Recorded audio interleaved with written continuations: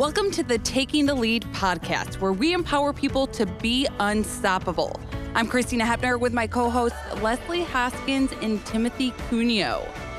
Hello, guys. How are you both today? Hello.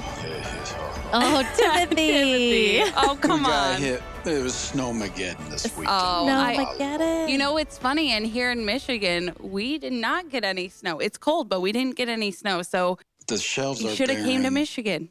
No, it's colder there. So what happened? It snowed, maybe an inch or so in Georgia? Oh, no, we got 4 inches. We Okay. got 4 inches. It I'll was give it- terrible. it was was terrible. Terrible.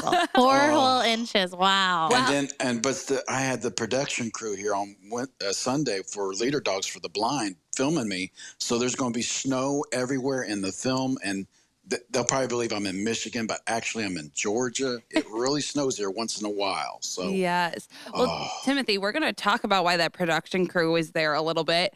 Our biggest event, Dinner in the Dark, is coming up in March. We were hoping to have a hybrid event, both in person and virtual, but we've had to move it fully virtual. And Timothy is our keynote speaker, so that's why the production crew is there. We're so excited for everybody to hear his story. And now everyone from around the country can attend because it's virtual. I'm excited because my dog at home can attend. So, when we're hybrid and I'm there in person, I can't bring him. So It's a win-win that way. it is. More guests this way. Yes. So we're super excited. Tickets are on sale now. If anyone is interested in attending, it's leaderdog.org. You can look right there on our website, events, Dinner in the Dark, and get all of the information. Super cool event. Timothy, tell us a little bit about what happened give us a little sneak peek with the production company. Oh, well, they came in about 9 a.m. Sunday morning. The wind was blistering 50-mile-an-hour winds. I lost a tree in my backyard. Oh, my gosh. Oh, yeah. And so they came in, they asked me some questions, and I did a little speech there for the interview. They interviewed my wife, and they also interviewed my neighbor about the impact what Leader Dogs has done for me and how it basically saved and changed my life. So it's a good story. I hope everybody gets to see it. It's inspirational, and it's the truth, and that's how I feel. And I'm proud that I was able to do that. It was fun. That is awesome, Timothy. And I really cannot wait to see you and Glacier traveling in the snow. And I would think that Glacier, his name being Glacier, would have loved the snow environment, yes? She did. I had to haul her in by hand because she wanted to stay out there. And believe me, Leslie, when it was snowing, I thought of you, and not a good way. So Ouch, Timothy. I don't like that. I call it. I have another S word for it, but we can't use that because it's a G-rated show. Yes. So Well, listen. it was good. It was fun though. It was fun. If the wind died down when it was time to film outside, so it wasn't that bad. But it was nice, white, fluffy, white stuff, and so it was great. It was okay. Well, good. I'm glad to hear it went well. We are really looking forward to seeing the story at Dinner in the Dark for the virtual event. But today we are really excited to begin introducing listeners to members of our Leader Dog team and the different departments and roles at Leader Dog. So the natural starting point is our breeding department. This is really where the Leader Dog journey begins. Representing the breeding department is our guest, Dana Hunter. Dana is the breeding program manager. Yes, Leslie. And Dana's job at Leader Dog is to steer the direction of our breeding colony to ensure we are creating the best possible guide dogs for our clients. Along with her dedicated team, she oversees the health and well-being of almost 85 dogs and the volunteer host families that care for them. So we are so excited to welcome Dana. Hello, Dana. Hi, guys. Good morning. Hi, Thank you for having me. Of course. Thank you for being our first guest on our podcast. And of course, we have to start with, how long have you been at Leader Dog? And tell us about your journey of joining the Leader Dog team. Yeah, so I've actually been at Leader Dog now for just over 3 years. I actually have a background in zoology. So I come from the zoo industry where I worked for about 12 years with a variety of different species, everything from a small Madagascar hissing cockroach to a polar bear, and everything in between.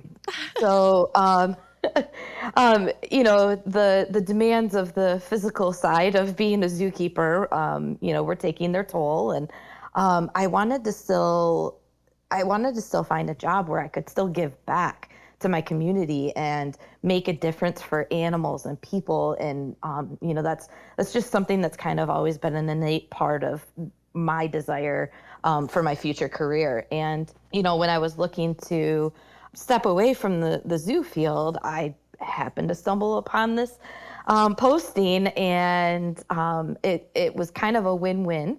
Leader Dogs for the Blind is based out of Michigan, and that's actually my home state. And I had not lived in Michigan for about 12 years after graduating from college. So it was really nice to be able to kind of come back home to my roots, and then still participate with an organization that has such an incredible mission, to feel happy with what I'm doing every day, and, to feel like I'm really making a difference. So that led me here. That's Well, that wonderful. is cool. That's cool, Dana. Can you tell us the history of the breeding of leader dog and why we breed the dogs that we use? Absolutely. So in our past history, leader dog's been around for over 80 years, right? So historically, they would be able to resource dogs from local shelters or local rescues.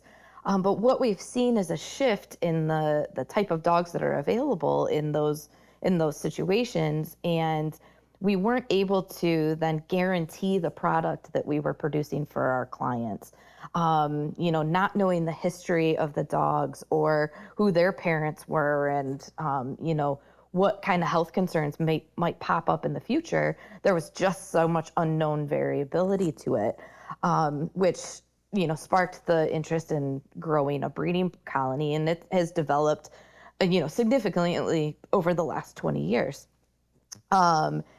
And the direction now, and the reason that we have created this breeding program is so that we can more accurately guarantee the product that we're going to be producing for our clients. Our end goal is that we're providing our clients with a life of independence, and the best way to do that is to produce quality guide dogs. So with our breeding program, we carefully select who the parents are going to be. We pull from our own puppy raising colony. So it's really fun to watch these puppies grow up with their raisers over the course of a year. They return for formal training. They're young adults and ready to take on the world. And I get kind of my first choice of which dogs I might want to bring in for breeding. So I get to select them for breeding before they ever even have a chance to go on to graduate. And ideally, the reason that we do that is because we're selecting the best of the best.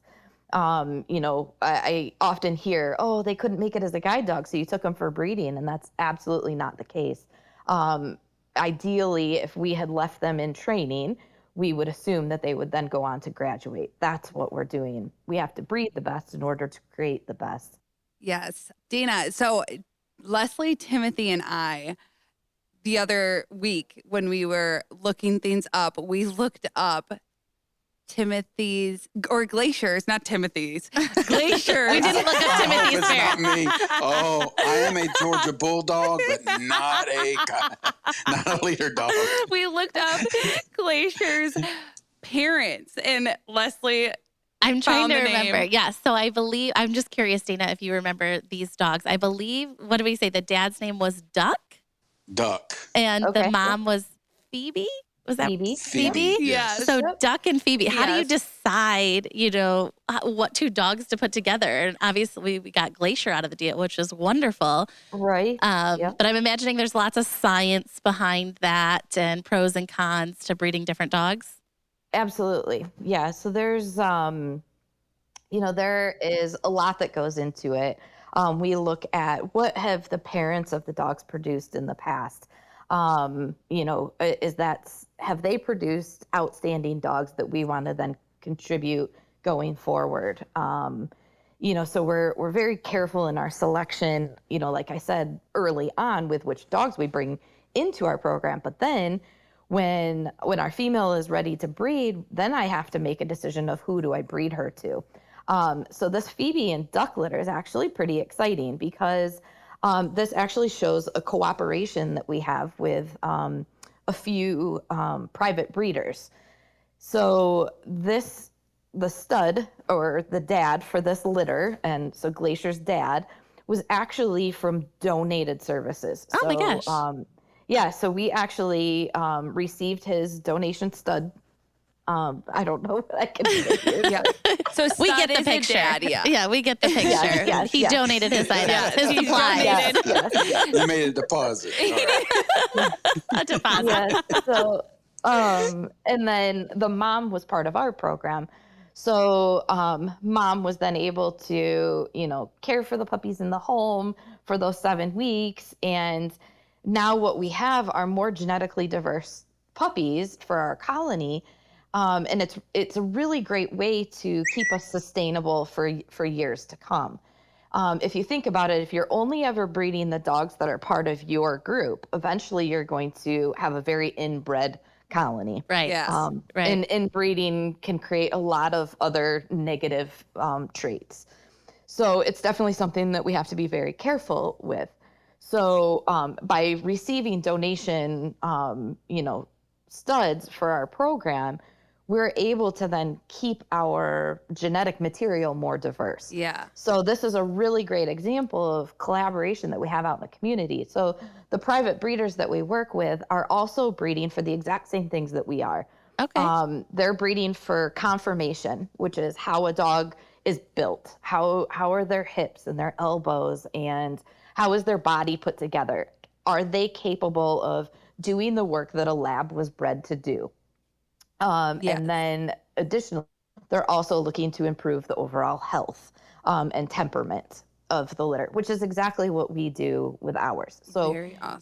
it leads us to have this really nice cooperation, and then additionally, once we have this litter on the ground, we then offer up, a puppy back to that breeder, kind of as payment for, donating the stud services to us. So that also shows how much we work together with other organizations, other breeders, just throughout the Yep. whole Leader Dog organization. Timothy, I have to ask you, did you know any of this went behind Glacier becoming your leader dog, your guide dog? Well, when I was there, I've heard about this program, but I didn't know Glacier was a part of that. So that's kind of exciting that she was breaded that way. So that's kind of cool. I didn't know about that. And what a fun name, Duck. Duck and Phoebe are the parents of Yes. Glacier. I love that. Who would expect a dog named Duck? Yeah. It's such a cute name. I think it's great. So this is Dana again, and one other really fun fact out of that litter, we actually pulled a breeding female from that litter. Oh, So one of Glacier's sisters is an active breeding stock dog. Her name is Mary. wonderful. So Well, that's what cool. happens to Mary then? Okay, so she's now a breeding dog. What happens? What does she do? Yeah, so first and foremost, we obviously have to find a home for Mary, somebody that is willing to host one of our dogs in their home. The dogs are technically still owned by Leader Dog, but at age of retirement, they then turn over to be their personal forever dog. So we want this to be a really great match, somebody that's willing to host 4 litters of puppies in their homes over the course of 2 to 3 years. We do breed our females back-to-back litters, typically, for 4 litters. And each litter lives with their mom and in the host family in their house for about 7 weeks in total. At that 7-week age, they then come back to Leader Dog and go out on their adventures as future Leader Dogs, which are our puppies in training. So yeah, the host family helps support the mom through the whelp process, helps socialize the puppies and care for them, while they have them in their home. And, basically at the end of it, they're getting an incredible experience, a wonderful community to be a part of, and the dog, of course, at the end of it. Yes. Then how many volunteers do you need to have to host these dogs? Yeah, great question. So every single dog lives in a different home. So we have currently 85 breeding stock dogs. And so that's males and females that live with our volunteer host families. So those people volunteer their time and support to our program, to take care of these dogs. We provide all of the veterinary services free of charge as long as they come to Leader Dog. We provide free boarding over the course of their breeding career. So if the family needs to go on vacation or, they have a family emergency, they can drop the dog off and they stay with us. It takes a village to make this happen. Yeah. So this is a really cool opportunity for a lot of our volunteers. What are the requirements to be a volunteer for our breeding house dogs? Yeah, so there's a couple big requirements. One is our female breeding hosts need to live within a 6-hour driving radius of campus and be in the United States. The reason that we say you need to be within a 6-hour driving radius is because if there's ever an emergency in your home or in your family and we need to get the dog and maybe her puppies back to campus, we need to be able to do it in a 1-day turnaround, possibly, right, in an emergency situation. So any farther than 6 hours, it's a little bit too much for us to accommodate. Additionally, if you're hosting a female, you can only have 2 personal dogs in addition to the breeding stock dog, so a total of 3. And otherwise, you have to adhere to our quarantine protocol, which is pretty. It's pretty intense. We require that mom and all other dogs in the home stay kind of at home and in their own backyard for the duration from pickup from breeding all the way through litter return at 7 weeks of age. So it's quite a commitment. All the dogs can still, mingle and be together, but we're not bringing in new dogs from the outside. We're not taking them out to socialize with other new dogs. Yes. And I have had the chance since I've been at Leader Dog to meet some of our breeding hosts. And Dana, you even gave me the opportunity to see one of the puppies being born, which was so cool to be able to do that. So like the pictures that we get from the hosts and just being able to see one of the puppies being born at Leader Dog in person was such a cool experience. So as a volunteer, you get to bring these cute, adorable puppies into the world that are going to go out and serve people, which I think is such an awesome thing.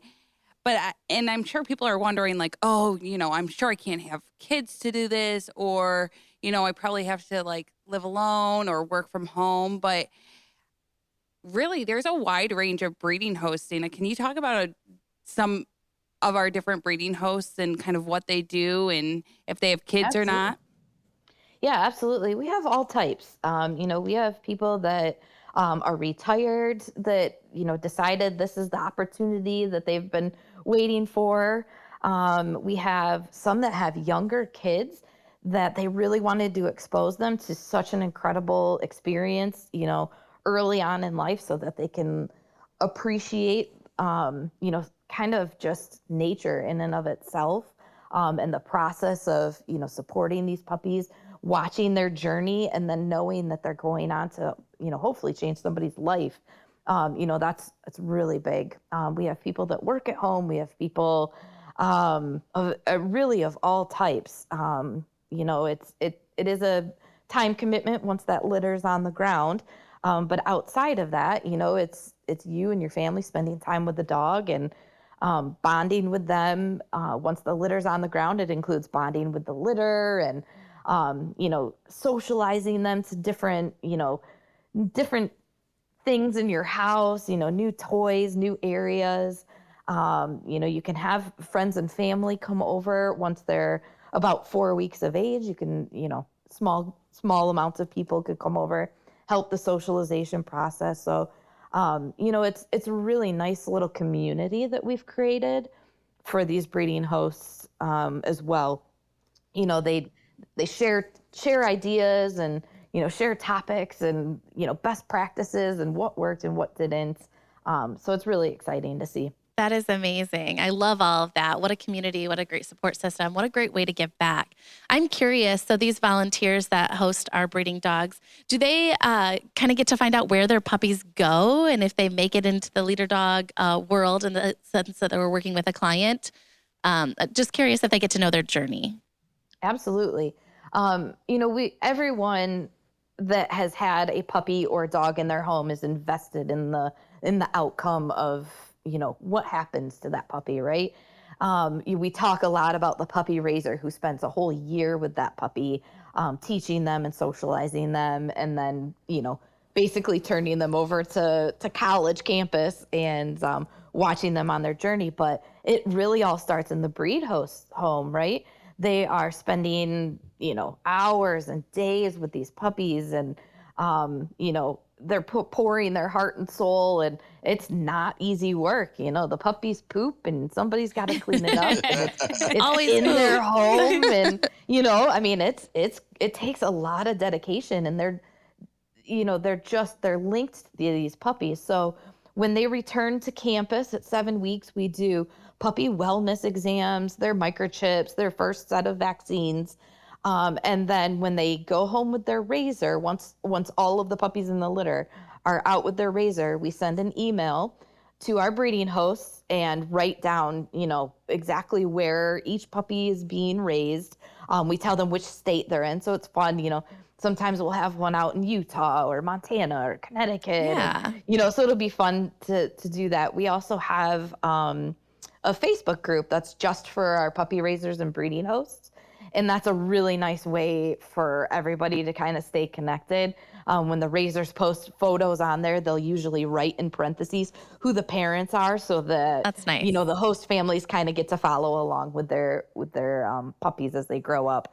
And then once the puppies return for formal training and go through the whole process, and every puppy in that litter has a final disposition, or we know where they all are, how many graduated, did any get pulled for breeding, how many were career changed. Once we know all of that, we will actually send a letter with photos, hopefully, of graduate dogs and their clients back to the host family, so they'll get to see the full circle of the work that they did. What if somebody has a cat or another dog in their house? Can they still be a breeder host? Oh, great question. Yes, absolutely. So we actually have a couple families that have rabbits and cats. We have specific guidelines on how, the puppies can't interact with other pets in the home, just mom. So, you have to be able to put up some barriers and things, and separate them. But absolutely, it is not a deal breaker. That is awesome. So now I know we could talk about breeding probably for hours on end, but we are getting close to our time on this podcast. So Dana, I just want to end with asking you, what is your favorite part of your job, or most rewarding? I'd say it's making the connections with people and then watching them grow through this process. A lot of host families will come to us never having had a litter of puppies in their home, right?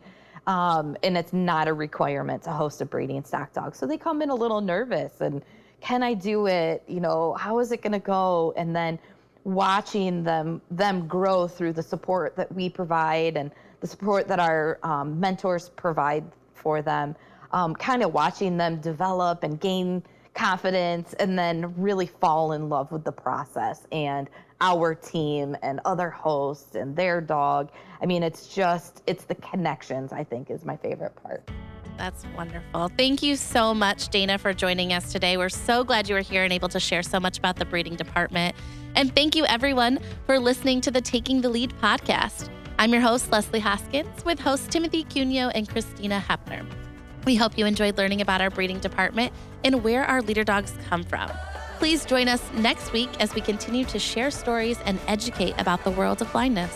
Yes, and if you like today's podcast, make sure to hit subscribe and check us out wherever podcasts stream.